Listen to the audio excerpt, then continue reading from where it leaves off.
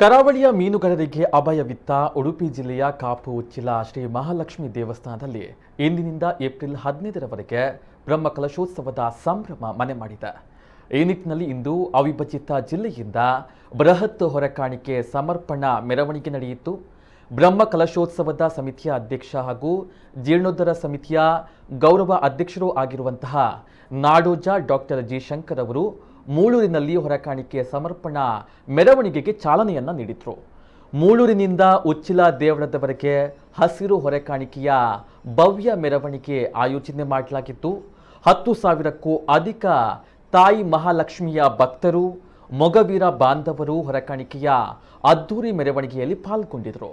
ಜೊತೆಗೆ ಭಜನಾ ತಂಡಗಳ ಭಜನಾ ಸಂಕೀರ್ತನೆಗಳು, ಚೆಂಡೆ, ಜಾಗಟೆಯ ವಾದ್ಯಗಳು ವೈಭವದ ಹೊರಕಾಣಿಕೆಯ ಮೆರವಣಿಗೆಗೆ ರಂಗನ್ನ ತುಂಬಿದ್ವು.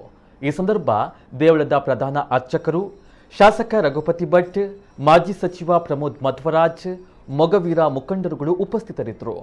ಶ್ರೀ ಮಹಾಲಕ್ಷ್ಮಿ ದೇವಿಯ ಸನ್ನಿಧಿಯಲ್ಲಿ ದೇವರುಗಳ ಬಿಂಬ ಪುನರ್ ಪ್ರತಿಷ್ಠಾಪನೆ, ಅಷ್ಟಬಂಧ ಬ್ರಹ್ಮಕಲಶೋತ್ಸವ, ರಥೋತ್ಸವ, ಚತುರ್ಪವಿತ್ರ ನಾಗಮಂಡಲೋತ್ಸವ ಸೇರಿದಂತೆ ವೈದಿಕ ವಿಧಿವಿಧಾನಗಳು ನಾಳೆಯಿಂದ ಶಾಸ್ತ್ರೋಕ್ತವಾಗಿ ನಡೆಯಲಿದೆ.